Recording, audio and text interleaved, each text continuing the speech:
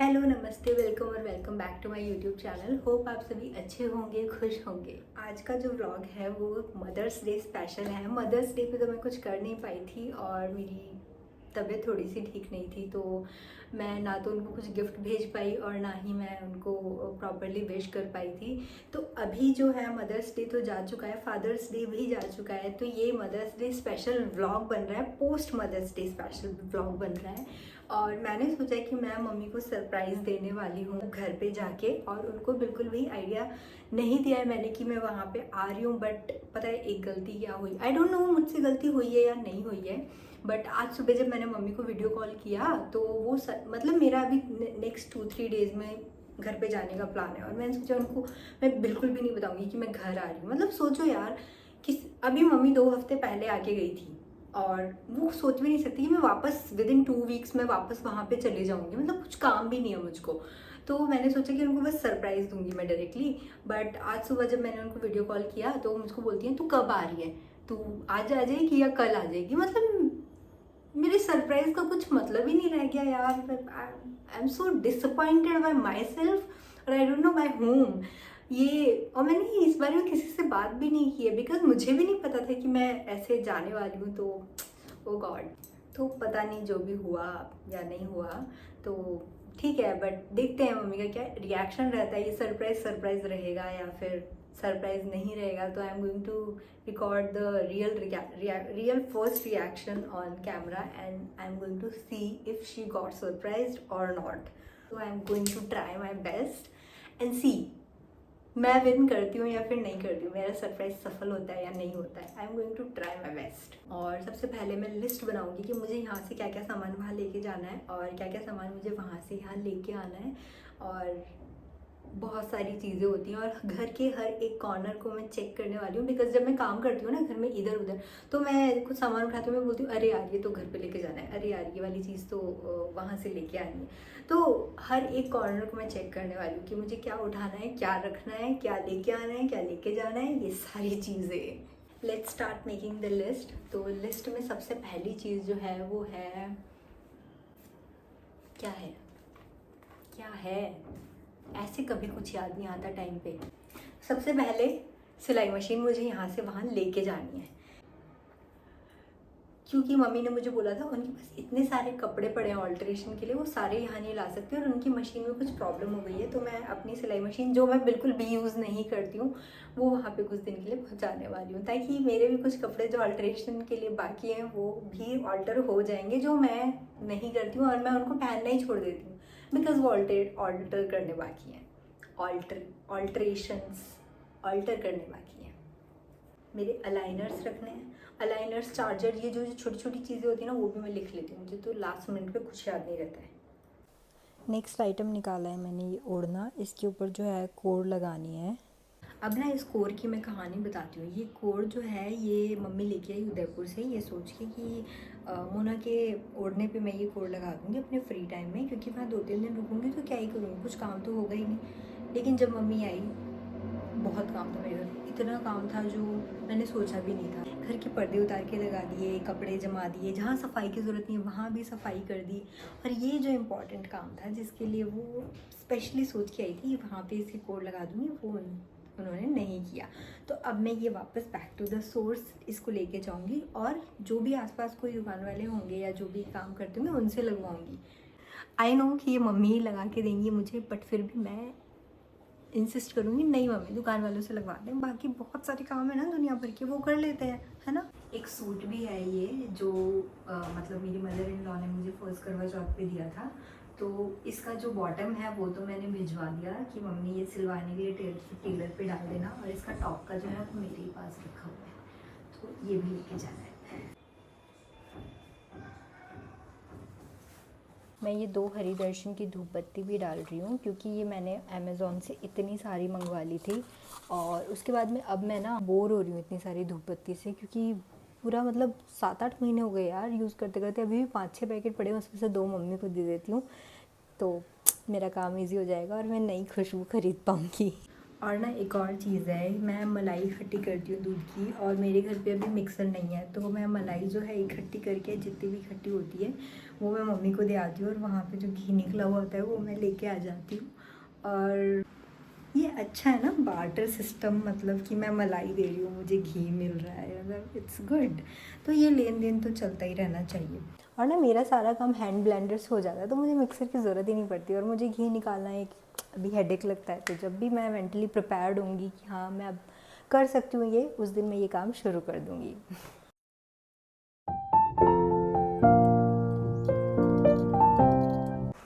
और इतने टाइम से ना काफ़ी सारे कार्टन्स और ये जो गत्ते होते हैं ये सब इकट्ठे हो गए थे, तो ये मैंने भर के रखे हैं सारे के सारे एक कट्टे में। अब इनको बस सेल करना है। Hello everyone, welcome back. और अभी मैं सो के उठ गई हूँ। सो के उठने के बाद ना मूड एक्चुअली एकदम से फ्रेश हो जाता है, और आप एनर्जाइज्ड हो जाते हो इवनिंग के काम करने के लिए, चाहे वो ऑफिस का हो चाहे वो घर का हो। तो आई थिंक हम सबको बेटर फील होता है। बचपन में तो इतनी नींद नहीं आती थी, दोपहर को कभी भी नहीं आती थी, और अब तो मतलब ऐसा लगता है कि सोने का टाइम मिल जाए बस।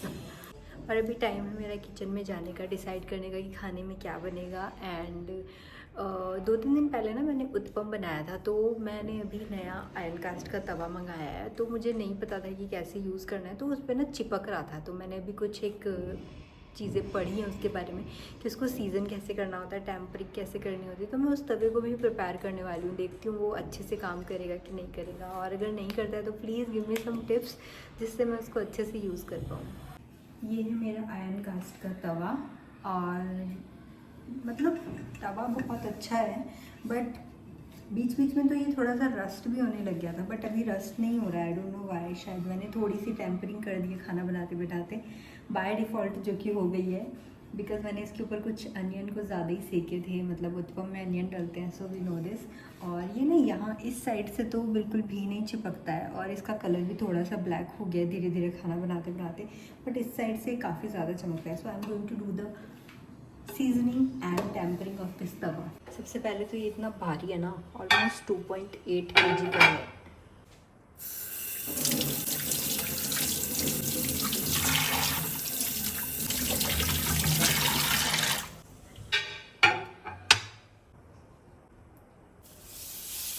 पहले तो मैं इसको सॉफ्ट स्क्रब से ही साफ़ कर रही थी, बट देन मैंने जब इंटरनेट पे सर्च किया और काफ़ी वीडियोस वगैरह देखे, उसमें उन्होंने बोला है कि आप इस लोहे के स्क्रबर से भी क्लीन कर सकते हैं, जिससे ये प्रॉपरली क्लीन हो जाएगा। तो मैं ये यूज़ कर रही हूँ, बिकॉज ये थोड़ा सा इसके ऊपर कुछ कुछ है जो कि नॉर्मल सॉफ्ट स्क्रबर से नहीं जाएगा। आई थिंक एकदम प्लेन हो गया है, एकदम बराबर नज़र आ रहा है इसके ऊपर, प्रॉपरली क्लीन तो हो चुका है। बट देन थोड़ा सा और कर लेते हैं, क्योंकि हम इंडियंस थोड़ी सी एक्स्ट्रा ही सफाई करते हैं।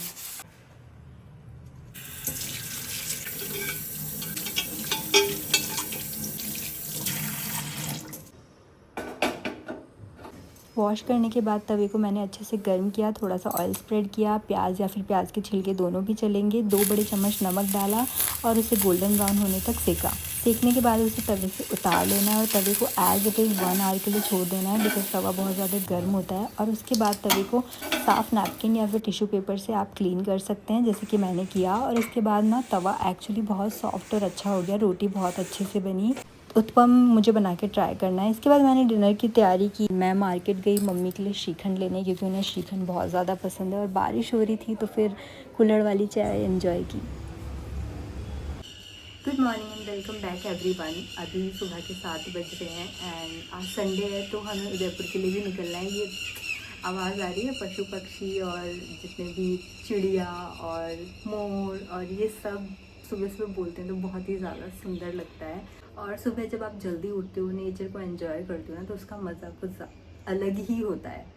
एनीवेज, मैं शार लेके जाने वाली हूँ कमला कैफ़े, जहाँ का जो ब्रेकफास्ट है ना वो बहुत ही ज़्यादा डिलीशियस होता है और बहुत ही ज़्यादा टेस्टी होता है। पूरा का पूरा ऑर्गेनिक है, और मतलब मतलब मैंने सुना है कि वो लोग ना क्या करते हैं, जैसे होता है ना कि किसी भी कैफ़े में आप जाओ, किसी भी रेस्टोरेंट में आप जाओ, तो जो भी वेटर या फिर जो भी लोग वहाँ पे काम कर रहे हैं, मैनेजर वगैरह, सबको सैलरी मिलती है। बट वहाँ पे जो भी प्रॉफिट होता है ना, तो वो जितने भी लोग वहाँ पे काम कर रहे हैं उन लोगों के अंदर डिस्ट्रीब्यूट किया जाता है। मतलब they are not working on salary. तो मुझे ये पार्ट बहुत ज़्यादा अच्छा लगा वहाँ का।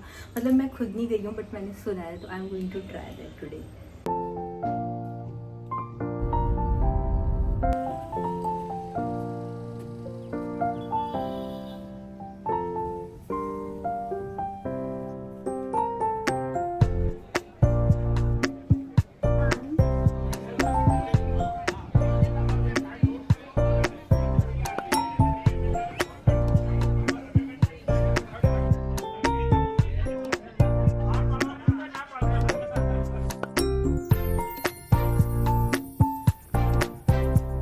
अभी लास्ट मिनट में भी कुछ चीज़ें याद आई है मुझे, तो जिसमें से मैं सब सामान इकट्ठा करी थी। उसके बाद दिखा मुझे ये मम्मी का बैग, जो कि मम्मी का पूजा बैग है।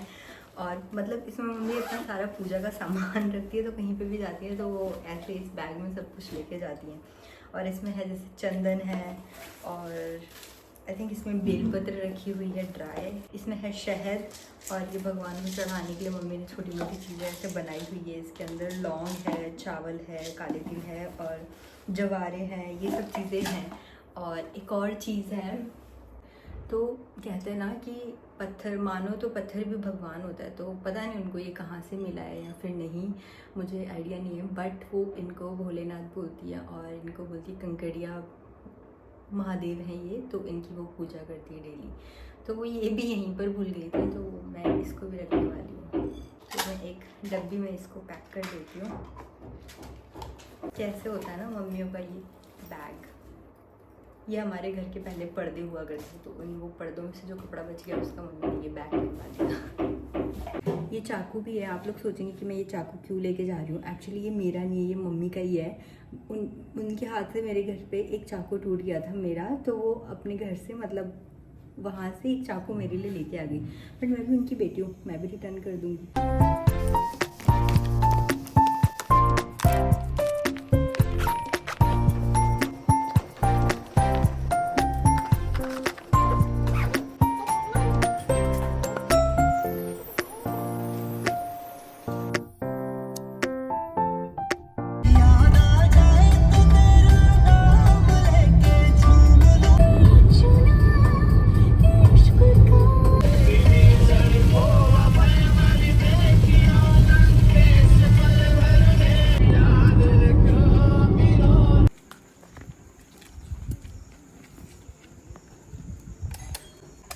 पहले तो मम्मी को लगा यार ये कौन है, इतना अनफ्रिक्वेंटली घंटी बजाया जा रहा है, या तो कोई बहुत ही ज़्यादा खास है या फिर किसी का दिमाग ख़राब हो गया। तो मम्मी तो बिल्कुल डांटने के मूड से बाहर आई थी।